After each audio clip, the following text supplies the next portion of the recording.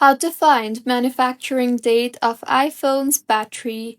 Hello everyone, I am Bishaka and welcome to our channel. Now let's get right into the tutorial.